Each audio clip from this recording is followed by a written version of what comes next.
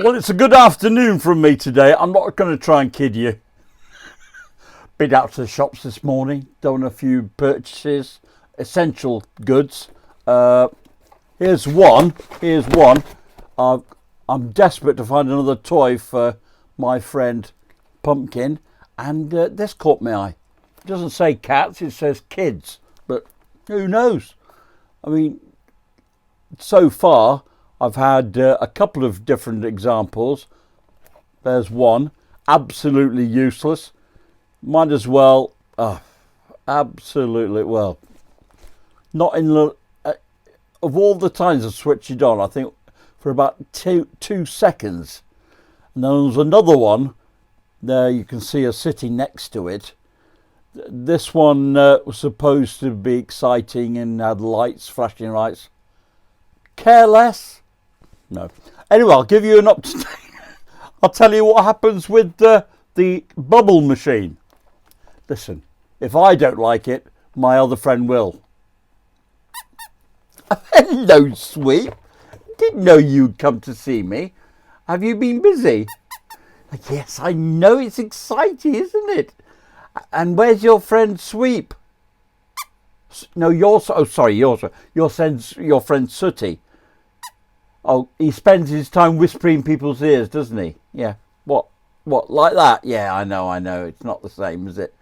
But I like you very much. Are you my friend? All right. Are you going to let me get on with my program now? All right. Okay. Bye-bye. Sorry. Oh, God. Constant interruptions. Luckily, today, I don't know if you can see behind, but Pumpkin's absolutely fast asleep, so shh, don't wake her up. Okay, so that's the first things out of the way. While I was out doing shopping, come across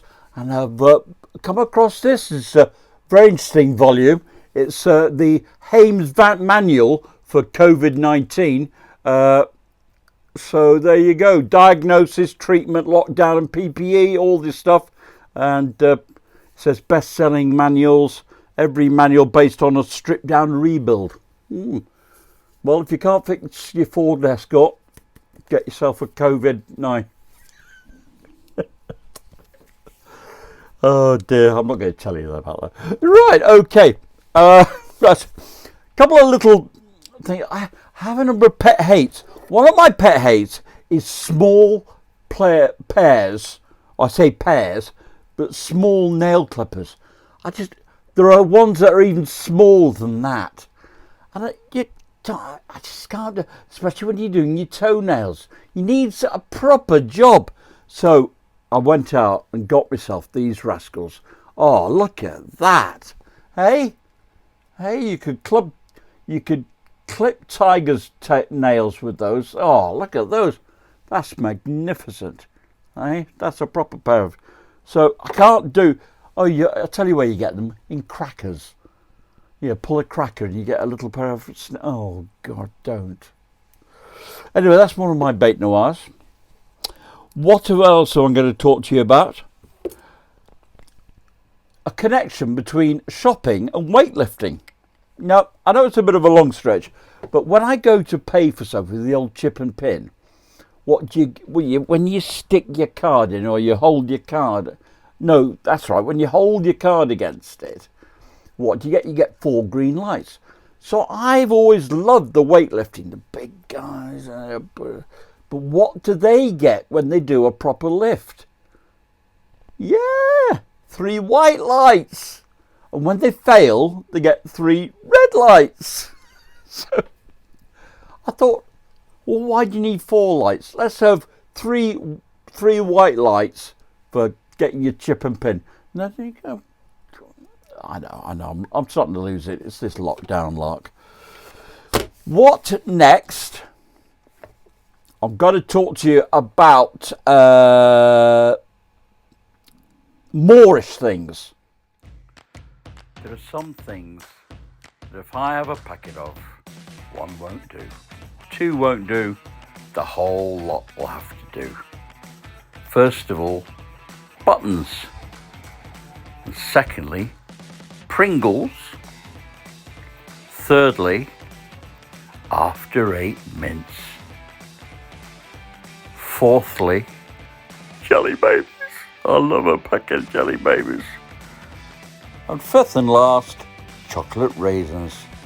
So these are a few of my Moorish items. Don't leave me a packet, because I'll eat the lot. Oh, don't. Just can't, don't bring me any of those or I'll just finish them off. So, hope you agree with that. Bit of advice for the parents amongst you and grandparents. If you want to save yourself, make sure the kids aren't listening. Let the children know that Santa has succumbed to the coronavirus, to C-19. Okay? And here's a backup. Here's a picture of his grave. So, well, if there's no Santa, no present's going to arrive, are they? Save yourself an absolute fortune. Okay? Don't say I don't come up with some good advice. Good advice. Okay. Next, what should we do next? Result of films from yesterday. Well, the first one was Operation Overlord, and that was D-Day. So we've got Saving Private Ryan and The Longest Day. Next was Operation Dynamo, which was the saving of the troops from Dunkirk. So we have 2 films from Dunkirk, 1958 and the 2017 one. Next was Operation Mincemeat, which was a deception ploy by the Allies to make the Germans think we were landing in Greece and not in Sicily. The man who never was. Operation Market Garden led to the film A Bridge Too Far, with all its stars telling the story of the attempt to take the bridge at Arnhem.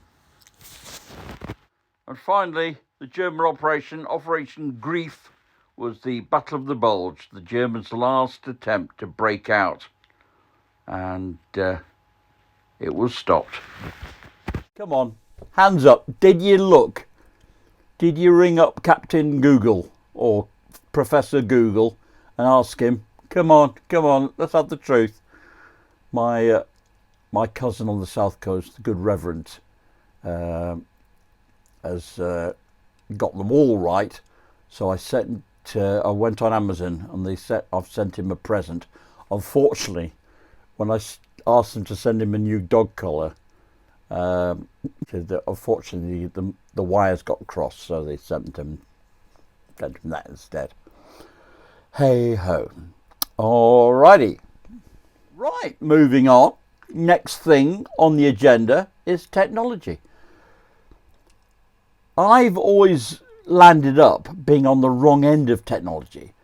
So what I mean by that is, if there's ever been a choice of A and B, and it's landed up in the long term that A was the right choice, I will have picked B. Okay. So this one is a little piece about recording TV. Okay. Being on the police and everything, working funny shift, it was always handy to have something to record the stuff by. So towards the end of the 1970s, when I joined the police, this is the story I have to tell. I know what you're thinking. What the hell is that? Well, take you back to the late 70s, and you're faced with a choice of what kind of video recorder. You could actually record what was on the telly.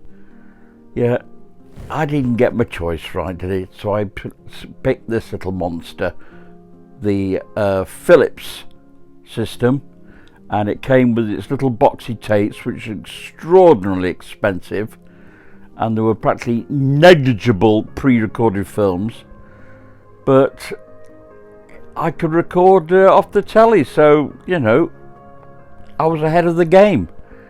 But of course, I'd made the wrong choice, hadn't I? And I eventually had to choose between the next two contenders. And these were a choice of either Betamax or VHS. You can give you two guesses which one I picked. Yes, I went for Betamax, which proved to be the one that died in the end. However, I have to say, as long as they existed, the quality was extraordinary. They had very good quality and very good facilities. The tapes were about the same price, but again, not as many pre-recorded tapes. So in the end, all your Betamax stuff went. So I had a Sony C7 and I was sad to see it go. And then I had to get myself a VHS. So there I was. Eventually caught everybody up. I could have my VHS machine. The tapes were cheap. There were plenty available at your Blockbusters for pre-recorded. And that we were stuck with. And they ruled the roost until the early 90s. And then, of course, Sky arrived. And also DVDs started sticking their noses in. And this is the technology that I still can't get my head around. You can't record on it. And to be honest, it goes down to this. I hate having to go to a box and get a disc out and stick it in a machine to watch it. So I've got endless box sets, which are like my books on my shelves. I just haven't read them. And what am I supposed to do with them? Then the early 90s brought Sky. So your VHS machine, well, its death knell had been sounded. And then with Netflix and Amazon Prime, BritBox, Disney Plus, all of a sudden the requirement for recording has gone completely. So in the space of 35 years, we've gone full circle.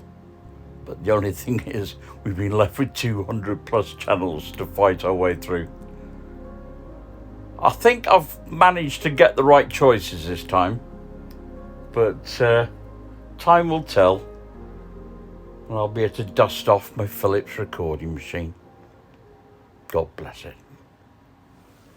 Oh yes, while I'm on about Sky, it always amused me that when they did these adverts with Amelia Fox and a few of the other people, and then they surprise people and say, "Oh, you're a very important person, a VIP member of Sky. You've been with them for 5 years." What? I've been with them since 1995. 25 years, and I've never had a visit off that lot. So anyway, if I added up how much I've spent on Sky over the last 25 years, oh my God. Might do a calculation one of these days. I don't know how much she started off at. I know how much it is now. But anyway, I can tell you a story. Now,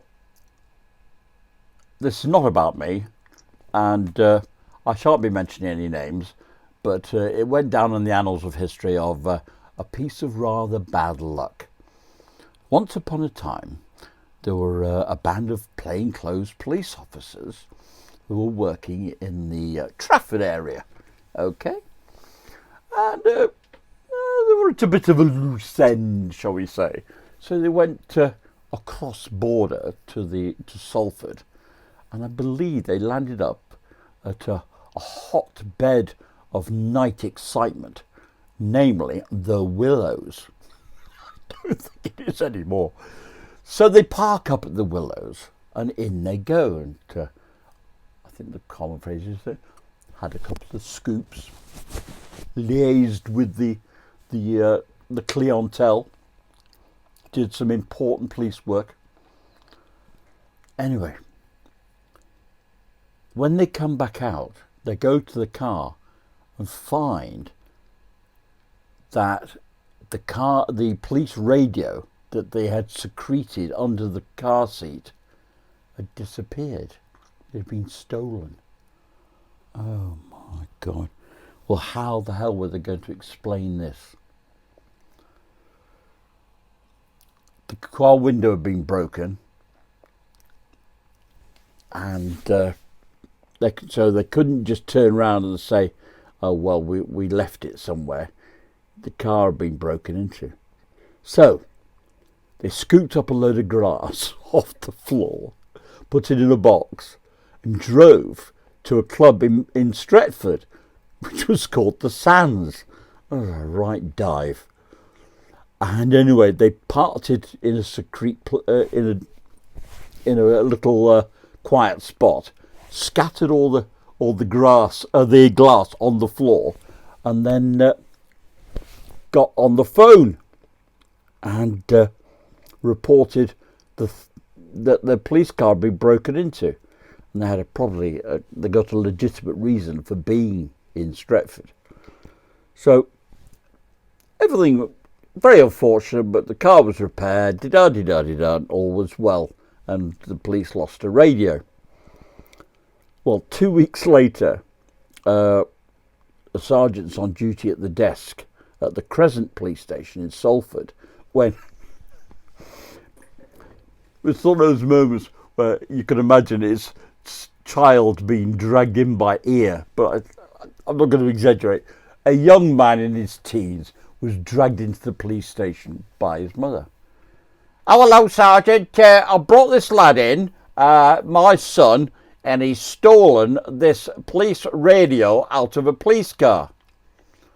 So, oh, really? Well, just take a sit down. And the officer takes the radio away, and he comes back armed with the information. Oh, this is the radio that's missing from this police plane car, this Ford Escort, parked up at the Sands. So, right, lad, what were you doing in Stretford? Stretford? Stretford? You ever seen him in Stretford? Oh, no, Mum, it wasn't Stretford. I nicked it out of a car at the Willows. Of course, I didn't go any further. All was revealed, and the SH1T hit the proverbial fan, and I think some officers wound up doing alternative duties, but